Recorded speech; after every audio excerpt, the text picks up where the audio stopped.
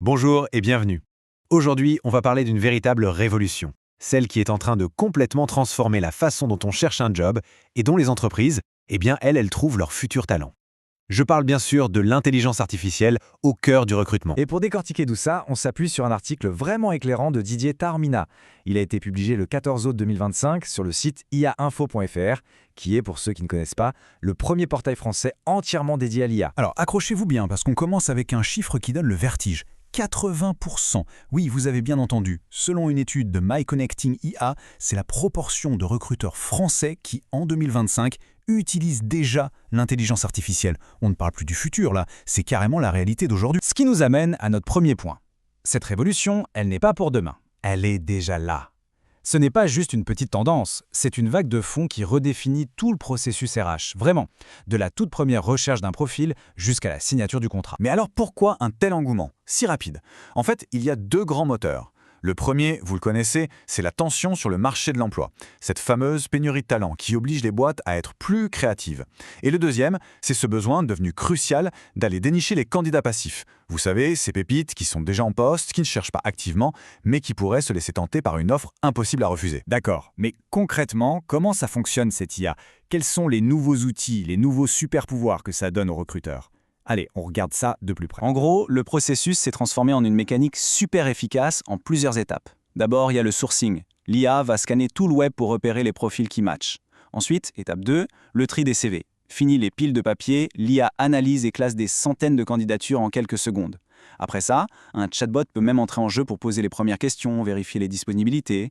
Et enfin, le clou du spectacle, l'analyse prédictive, qui va essayer d'évaluer le potentiel du candidat et même de voir s'il fit avec la culture de l'entreprise. C'est assez fou. Et pour l'entreprise, les bénéfices sont assez évidents.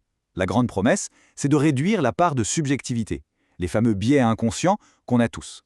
Ça permet aussi, en théorie, de diversifier les profils, de trouver des talents auxquels on n'aurait pas pensé.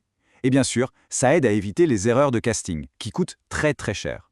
Au final, un processus plus moderne et plus juste, ça améliore aussi l'image de l'entreprise, sa marque employeur. Ok, ça c'est pour le côté entreprise. Mais maintenant, passons de l'autre côté du miroir. Pour nous, les candidats, comment est-ce qu'on vit tout ça? Est-ce qu'on subit passivement ou est-ce qu'on participe à ce grand chamboulement? Et la réponse est super intéressante. Loin de subir, les candidats s'adaptent, et très vite. Regardez un peu. 77%, c'est énorme, optimisent leur CV avec les bons mots-clés pour plaire aux algorithmes. 63% utilisent les recommandations d'offres d'emploi automatiques. Et plus d'un sur deux, 56%, se dit carrément à l'aise avec ces nouvelles technologies. Bref, tout le monde apprend les nouvelles règles du jeu. Mais attention, cette adaptation cache une réalité bien plus complexe. On a vraiment une perception à deux visages. D'un côté, il y a l'enthousiasme. C'est efficace, c'est rapide, on a des réponses quasi immédiates. Et de l'autre, il y a la méfiance. Une vraie peur de la déshumanisation, le sentiment que la machine prend le pas sur l'humain, qu'on perd le contact. Et cette peur, ce n'est pas juste un petit détail. Le chiffre est là, 40%. C'est la part des candidats qui craignent ce manque d'humanité dans un recrutement piloté par l'IA. C'est un signal d'alarme très clair pour les entreprises. On ne peut pas faire comme si ça n'existait pas. Ce qui nous amène à ce paradoxe fascinant. On accepte la technologie, oui, mais elle ne peut pas tout remplacer. La preuve, 55% des candidats, donc plus de la moitié, estiment que le contact humain reste non négociable, qu'il est même primordial pour les moments qui comptent vraiment, l'entretien par exemple. Alors, la question qu'on peut se poser, c'est si l'IA fait tout ça, est-ce que le métier de recruteur va disparaître? La réponse est non, absolument pas. Mais par contre, il se transforme, et en profondeur. Regardez ce contraste, il est flagrant. Hier, le quotidien du recruteur, c'était beaucoup de tâches répétitives, un peu ingrates. Le tri manuel des CV, la logistique des entretiens.